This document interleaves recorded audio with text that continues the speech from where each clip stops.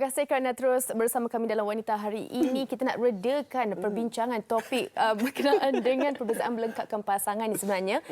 Banyak sebenarnya kita punya panel nak kongsikan, Rina. Betul, tapi sebelum nak meneruskan pandangan masing-masing, saya nak baca satu keratan akhbar pada tahun 2018 yang mencatatkan 12,204 kes perceraian Selangor berlaku adalah yang paling tinggi.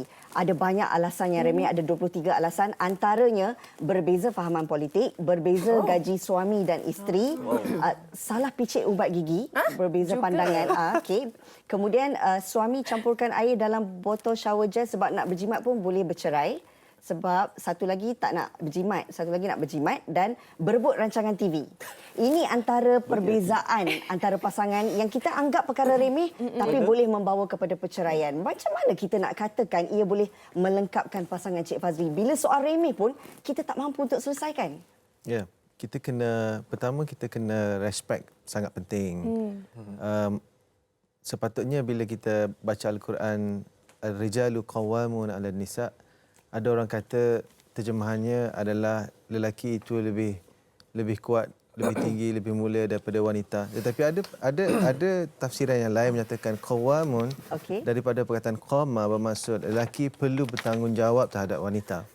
So bila bertanggungjawab terhadap wanita, maksudnya dia patutnya responsible emotionally and physically. Semestinya jadi membangunkan jiwa, perasaan, menghormati adalah tonggak utama dalam perhubungan. Sebab bila kita mahu orang hormat kita, pertama sekali kita perlu hormat orang lain. Itu dipanggil reciprocal effect. Sangat asas. Jadi apabila suami menghormati isteri, isteri juga menghormati suami, maka banyak keadaan rasanya yang kecil semakin kecil, yang besar pun boleh jadi kecil. Apatah lagi yang kecil, kan? Sekadar ubat gigi tu. Ya, saya pun berbeza dengan wife. Saya jenis kalau guna ubat gigi, saya tutup betul-betul dan lipat hujung dia. Dari bawah. Dari bawah. Tapi ada orang dia tak kisah, dia beli ubat gigi, buka dan sampai habislah. Sampai habis tak tutup. Bagaimana berbeza? Tapi tak no problem. Masing-masing gosok gigi, itu yang penting. Jadi dia pada persamaan dan respect each other, saya rasa adalah kunci kepada perhubungan. Hormat itu kata kunci yang utama. Macam Fazrin, ada tak benda yang remeh kadang-kadang tak apalah, malas nak fikir, itu nanti kita bincang nantilah, kita ikut je? Ada. Saya ingat lagi memori itu sampai sekarang. Saya baru kahwin. Saya cuci pinggan. Saya letak. Lepas tu saya pergi, saya tengok pinggan tu dia ambil balik, dia cuci balik. Dan hati saya kecil hati. You, kenapa you cuci balik? Sebab tadi saya nampak ada minyak. Rupanya dia ni sejenis yang OCD sikit. Jadi, okey, tak apa. Kalau macam tu lepas ni, saya tak nak cuci lah. Terus? Terus. Sebab nanti lagi kecil hati kita dah buat-buat. Sebab dia ni jenis lipat baju tu. Kalau kata dimension dia 4x4 tu, memang betul 4x4. Sama. OCD memang macam tu. Memang, okey, kalau macam tu, maknanya saya dah tak boleh buat semua ni. Sebab saya tahu kalau saya buat, saya jadi kecil hati. And you buat balik semula, jadi buat dua kerja. So, ini kerja you. Jadi sekarang ni bila ada orang bibi kat rumah pun, padan muka dia. Kena ikut. So, mencapai tahap piawaian tak? Susah nak capai. OCD ni rupa dia punya tu memang lain. Even bibi pun dah lipat, dia akan lipat balik. Padahal saya, tak payah lipat, tak boleh, saya sakit mata. Padahal benda tu pun dah tersimpan dalam almari, tertutup. Tapi bila dia buka, dia rasa macam tak tu. Tapi pada saya, okey, tak apalah. Itu, you punya tu, okey. Itulah bibi, relax je. Tapi dua kali kerja sebab dia buat juga. Tapi kan pernah tak terfikir kadang-kadang kan bila menyentuh tentang soal perbezaan ini, ada juga dalam kalangan pasangan dia suka membuat perbandingan dengan pasangan yang lain. Bila menyentuh tentang kenapa mereka boleh sehati sejiwa, boleh ada banyak persamaan, kenapa kita tak boleh? Ini yang kadang-kadang dia boleh mencetuskan perbalahan. Pandangan Linda sendiri bagaimana? Kadang kita tengok pasangan lain luaran je. Kalau kita tengok dia orang kat Instagram very happy, happily ever after, tiba-tiba gaduh. Dengan cerita cerai. Sebab apa? Tiada persefahaman. Saya paling tak suka sekali perkataan ataupun ayat kami berpisah kerana tiada persefahaman. Okey. Jadi persefahaman itulah yang saya cuba memahami. Saya cuba nak fahamkan apa itu persefahaman. Okey. Sebab tu saya cuba faham dia, dia cuba faham saya. Okey, balik pada awak lipat-lipat tadi tu kan. Saya ajar suami saya cara untuk lipat tuala. Amazing bila dia cuci tuala, tuala dah kering, dia lipat tuala tu macam tuala dekat hotel tau. Sama macam Lina. Yang macam I dah ajar lipat dua gulung-gulung, lipat hujung yang macam tuala hotel tau kan. Letak dekat dia boleh buat. Tapi kalau dia tak boleh buat, it's okay. Bukannya kita nak marah dia ke apa. So, balik semula pada cerita. Kalau saya jadi angsa. Jadi angsa pun tak ada. Tak nak kalah kan? So, kita tengok pasangan lain. Kita tak tahu dalaman ni macam mana. Mungkin pasangan lain akan nampak, oh Linda dengan suaminya, Ungku Azhar, happy je. Mana-mana dia bawa suami dia happy je. Linda pun happy kan. Mungkin dia orang tak tahu belakangnya apa cerita saya. Jadi kita tak boleh sentiasa tengok pasangan lain macam, tak boleh nak bandingkan. You tengok dia orang macam happy je, pergi mana-mana sama-sama. Tapi kita tak tahu dia orang gaduh macam mana. Kan? Macam mana pun tidak pernah akan ada persefahaman, persamaan. Tetap ada perbezaan. Ya. Okey, macam Cik Fazli, saya nak tanya bagaimana agaknya kalau pada pasangan yang mengharapkan satu perbandingan tapi bukan dari seluruh aspek. Dari segi perbezaan keuangan keluarga dan bagaimana untuk pasangan lagi sebelah pihak tu untuk menerima, tak nak ada tekanan. Kita cabaran hidup di zaman ini ialah kita dapat melihat personal life orang lain dalam telefon kita sendiri. Orang mempamerkan sudut keindahan harinya yang terbaik pada hari itu, di tempat yang terbaik, dengan muka terbaik, dengan filter yang terbaik. Filter Jadi segala-galanya kelihatan ideal sekali bila kita tengok kan. Kita tengok beratus-ratus profil orang lain semuanya indah semua, sebab orang tak akan snap masa tengah bergaduh kena lempang, tak kena snap kan. Tak ada siapa nak snap kan. Dia akan jadi segala-galanya kelihatan indah pada skrin tersebut, tetapi dalam hidup saya mungkin dia bandingkan, dia rasa diri dia tak sebaik itu. Sedangkan seperti yang Linda sebut semua tadi, semua yang dalam tu di sebalik tu banyak juga pahit dan juga masamnya macam apa ni yang dihadapi. Jadi kita harus bersyukur.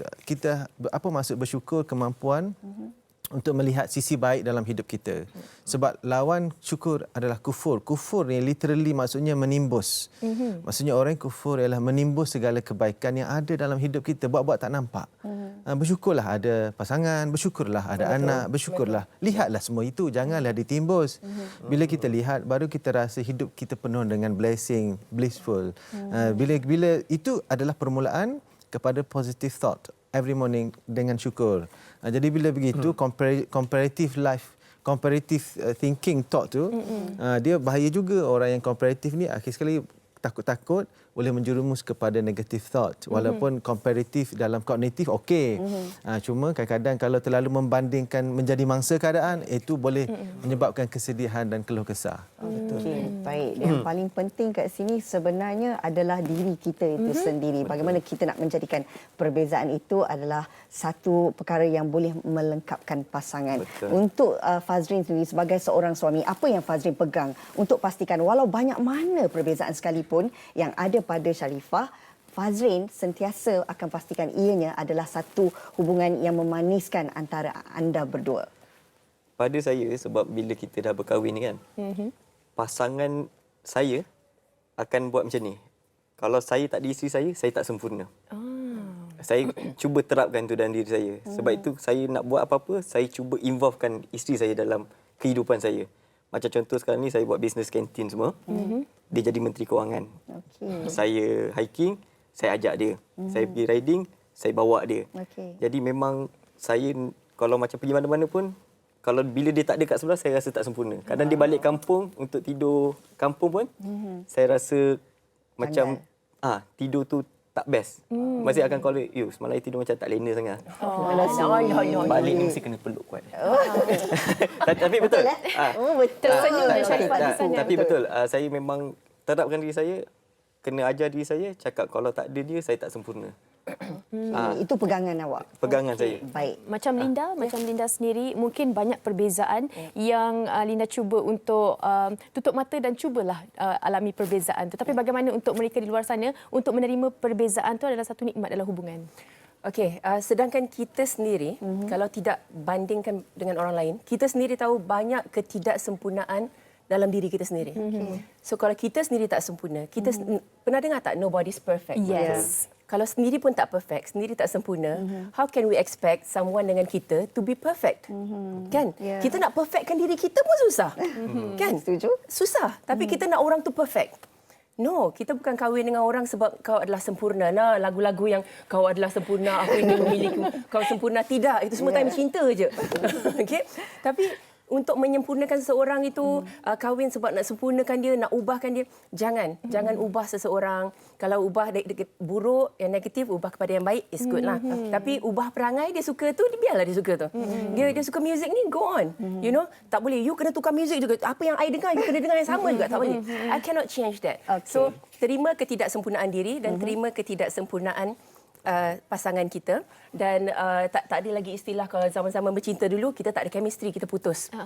Kita sekarang dah kahwin, tak boleh nak putus. Kita go on. Teruskan saja. Linda on. Go on. Baiklah. Okey. Jangan pasal buat gigi pun tu kan. Sedikit rumusan ringkas daripada Cik Fazli topik kita Saya nak share sikit. Pertama, macam mana nak hadapi situasi seperti ini? Pertama, A adalah akui kekurangan yang kita ada, yang mungkin orang lain tengok. I adalah iktiraf kelebihan orang lain dan cuba explore kalau kita boleh belajar. Dan yang terakhirlah S sedia belajar. Maksudnya kita sedia improve diri kita. So ice menyejukkan air untuk menghilangkan hati yang haus. Wow. Okey. Satu rumusan yang sangat sweet. Betul. Ais. Okey, terima kasih kita nak ucapkan Encik Fazli, Fazrin dan juga Linda. Terima kasih banyak-banyak. Menarik sebenarnya hari ini. Kalau boleh kita nak panjangkan lagi, tapi kita kesuntukan masa. Baik, Okey. kita nak berehat seketika. Kembali lagi selepas ini.